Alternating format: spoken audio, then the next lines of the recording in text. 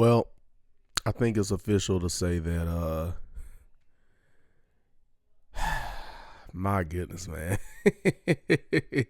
Randy killed Cody, man. I literally was about to get the clip from WWE's YouTube channel, bro, and I just found out Randy Orton turning heel on Cody. Already in less than, it's only been 13 hours since they posted on YouTube. Y'all, in less than 24 hours, it already has 1.5 million views, bro. Yeah. They're ready to cook for the main event of WrestleMania. It's safe to say. Yo, what's good, Josh Rogers, man? So today we're back at another video. It's going to be DJ just talking about it. I ain't even going to say reacted to, man. Well, reacted to, talking about is kind of all the same thing. Not going to lie to you guys. Not going to hold you. Keep it 1,000. Keep it 1,000. Wow. It's funny, I got an LA Knight shirt on. This is mainly because I need a shirt that was like black and it was big, and this is what I had. So yeah, it's funny. I didn't even mean to make it because I was making a wrestling video. But anyway, moving on. Yeah, man. Randy Orton, if you don't know, this past week on Smackdown, just last night actually, I'm gonna put my headphones in only because it blocks out some noise. So I'm actually put this in because it blocks out background noise. But anyway, so Randy Orton obviously physically filleted and freaking brutalized and harmed and hurt and just freaking put the beatings on Cody Rhodes. So the segment kind of was Cody basically saying like, hey man, like, got all the respect, and you know how you would expect to babyface to be, right? Especially with the history of Cody and Randy. Hey, I got a lot of respect for you, man. You know, we've had history. You know, you were my first match in the WWE, which is actually true. That was the first person Cody ever wrestled in the WWE back in, I think it was 2007. And yeah, so they got the history, you know, obviously with legacy and stuff like that. So they got a legitimate history and they're legitimately friends. And I think Cody said, you were never a father to me, or what did he say? He was like, you're never a father or brother, but I was always proud to be your boy. You know what I'm saying? And the fans actually kind of booed Cody a little bit at the beginning because I think it's mainly because they want to see Randy Orton, you know, the legend himself, get title number 15. And then Randy was kind of saying like, oh, Cody, I don't think you understand. Like, I really need this. And Cody was saying, hey, you know, it was Randy saying this was supposed to be Drew in this position. And like to, you know, for him to face and beat up and stuff like that. And Cody was like, I get it. Like, you know, when when that bell rings, we're going to get the Viper. You know, we're going to get the Randy everybody knows, the man that's, you know, become the youngest world champion in history. And, the man who's a 14-time world champion. The man who has the 3 most dangerous letters in sports and entertainment, you know, and the crowd does the RKO chant. And then after that, it was time. Randy bonks Cody's head, and keep in mind, I'm in the car because I'm not working anymore. Like, I gotta stay at work, but I'm not working, so I'm just chilling. And I'm watching this, and I'm like, man, okay, he bonks Cody's head off the table. I'm like, okay, that's not too bad, right? All right, he hurt him, right? You know, you kind of expect Randy to do something like that.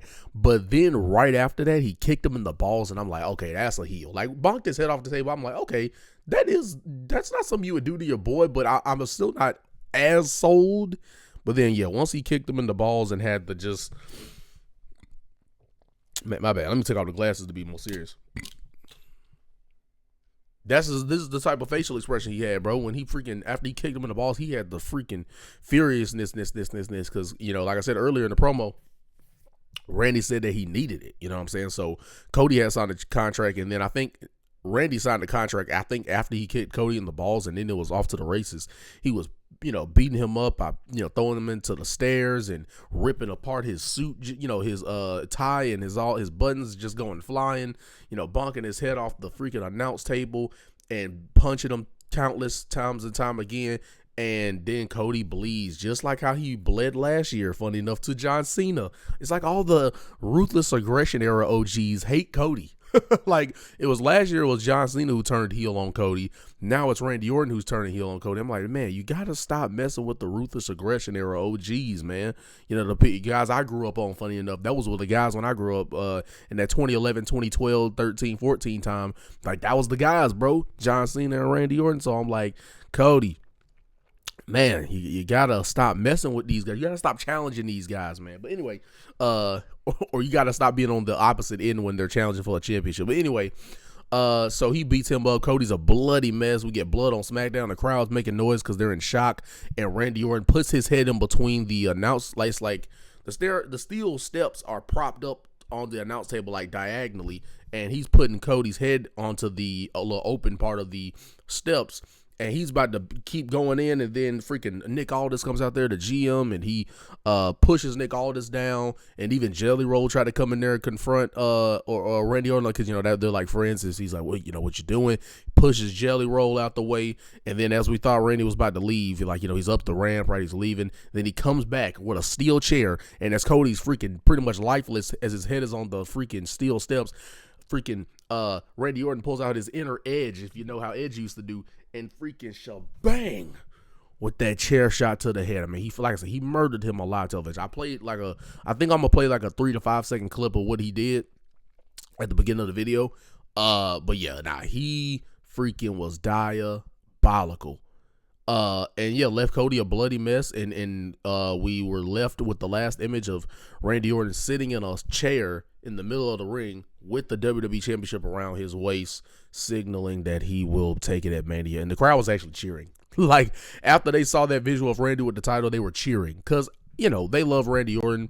He's a legend. He's highly respected. And obviously, they want to see him win title number 15. So that's how we went off the air. So, yeah, they want to see Randy Orton with number 15. They want to see him get the job done. He's kind of in that John Cena realm as far as, like, even if he's a bad guy, at this point in his career specifically, even if he's a bad guy, they're still going to cheer him because they highly respect him and they want to see this legend, this GOAT, this veteran of the game, this OG, if you will, get that title, bro. They want to see, just like how they want to see Cena, no matter what he was doing as a heel, they wanted to see him freaking break the record because they felt like he was goated and that he was respected enough and good enough at his job as a wrestler and entertaining enough as a wrestler to warrant him winning that title again. And it's the same thing with Randy Orton. I mean, he's literally in that same OG status as John Cena. So it's just crazy how we're doing it back-to-back years. Like, Cody going into WrestleMania as the WWE champion gets turned on by John Cena at Elimination Chamber. And then now just a year later, in the same month too, because I think Chamber was March 1st of last year. So in the same month, he got turned on again by a highly respected mainstream superstar, OG WWE superstar wrestler in Randy Orton. So it's just crazy because they're, like I said, they're both, John and Randy, our infamous rivals, grew up in the same era and stuff like that. So it's just crazy. Cody getting turned on again. It's like, does this man ever learn? He's gotten turned on by Kevin Owens and all this. Cody has just gotten turned on time and time and time and time again, bro. It's like, what does that mean for SpongeBob? What is it? How many times do we got to tell you this, old man, or something like that? Yeah, Cody doesn't learn, bro. He just doesn't learn. And the last thing I'm gonna say on this is, it was obviously shocking. I wasn't shocked that Randy was the one to turn heel. I was shocked at the heel turn from a standpoint of like seeing it. I'm like, oh shoot, like I didn't know they were gonna do this tonight, but I wasn't shocked that they chose Randy to turn heel because I know some people maybe wanted Cody, but I feel like they're not going to turn Cody. It probably wouldn't happen on a SmackDown anyway because, I mean, it's Cody Rhodes. Like, he's the biggest, baby face of the company guy, right? So they would save that for a much bigger stage if Cody was going to turn heel. And they probably would want Cody to turn heel on a more beloved babyface. Like, if they realized there was a babyface that was more loved than he was, and they were just killing it at a top level, and people wanted to see that guy win the belt, you know what I'm saying? Then I think a Cody heel turn would make more sense to do it on a guy that's kind of like that next big beloved babyface, to where Cody's kind of fading into the shadows as far as like being that big top guy that all of the people love and stuff like that. If he was kind of losing his spot as that to another up-and-coming top babyface, then I think his heel turn would be a little more effective, right? I feel like if you would, like, for example, back in the day when you saw the rise of like the CM Punks of the world, the Daniel Bryans of the world, the Stone Cold Steve Austins of the world, when he was the big rising star that the people wanted to see be champion, I think if he turned heel on a guy like that, it would be more effective than doing it on Randy. But nonetheless, this is the dream match though, man. Not only Cody versus Randy Orton, but like this specific way, right? Cody as the babyface, Randy as the heel. That's what everybody thought when Cody returned to the WWE in 2022 WrestleMania 38. this is one of the dream matches that they wanted to see, bro. Cody Rhodes as a face, because now he's a main eventer. Now he's better on the mic. He's better in the ring. He's at that main event level now where he can be the 4-time back-to-back WrestleMania main eventer, right? 39, 40, 41, and now 42 main eventing WrestleMania. Like that Cody, who's well accomplished. Now is a multi-time WWE champion, main event guy. That is the Cody that people want to see versus Randy Orton, because we've actually seen that match before in the past, but never with Cody at a main event level, multi-time world champion. Now it's way different, right? So everybody wanted to see this since Cody came back. This is the match people want to see: Cody Rhodes versus Randy Orton, and with this specific place where Randy Orton's the diabolical heel and Cody's the face. So seems like that's what they're going with.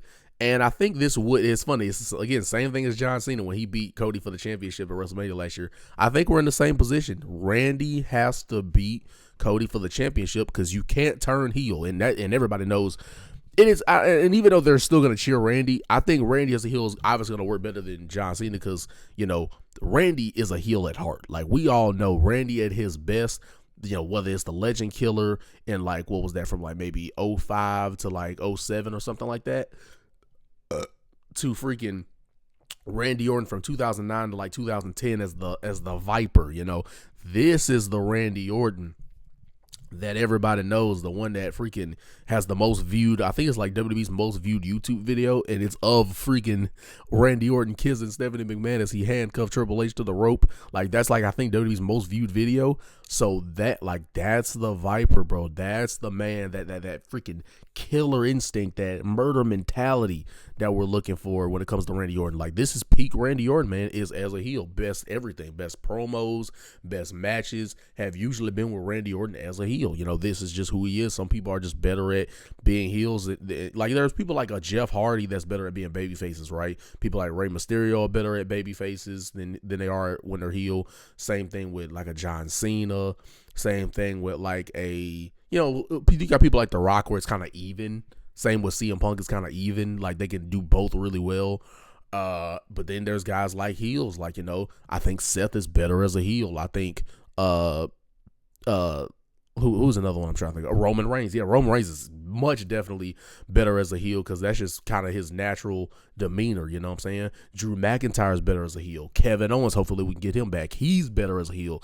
And you got to know, most certainly, Randy Orton is at his best in every realm of the sport, is better as a heel, man. So this should be fun. This was a great segment. This is the only segment I watched SmackDown, and yeah, this was definitely the only segment worth watching.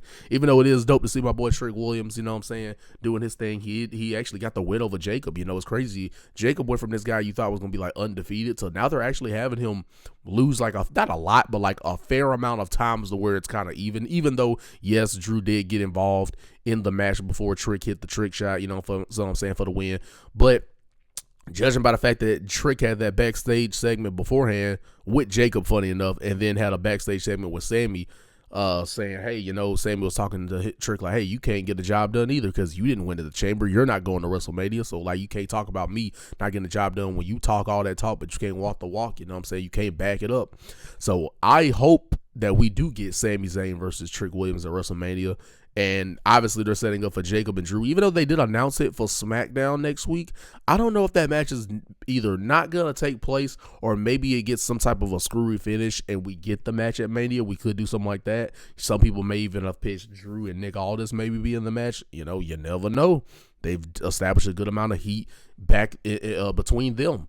And yeah, so I don't know, a lot of things can happen, but see, like what we saw with Cody and Randy, like this is the type of excitement I wish was throughout the show. Like if you built other stories properly, like the whole show could be as fun as this, where like there's a bunch of highlight worthy things, but they just got to put in more work. Like the Rhea Jade segment was better than last week, but still not really the compelling story that it needs to be, you know what I'm saying? But as far as Cody and Randy is concerned, yeah, this should be a great compelling story.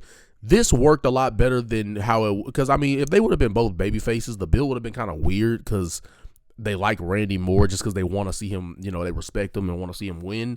So it was always going to be a weird build if they were both baby faces. So I'm glad they actually turned Randy Orton heel because I mean, you saw how the segment started. They were like, at the end of the day, I'll always love you. You know, that's what Cody, I think, said. It was like, I'll always love you and stuff like that. And I ain't gonna lie. Once it got so flowery, that's all I like to say, flowery and softy and you know, all, you know, ooh, McLovin between them. And, you know, I respect you, man. I love you. And I was like, yeah, nah, something bad gonna happen. And I was saying it before, like when, especially when Randy Orton and Cody, I think they shook hands or something before he turned heel. I think they like shook hands or hugged or whatever. And yeah, I was like, I don't trust this at all. And I was right because of, like I said, the murder we saw on live television.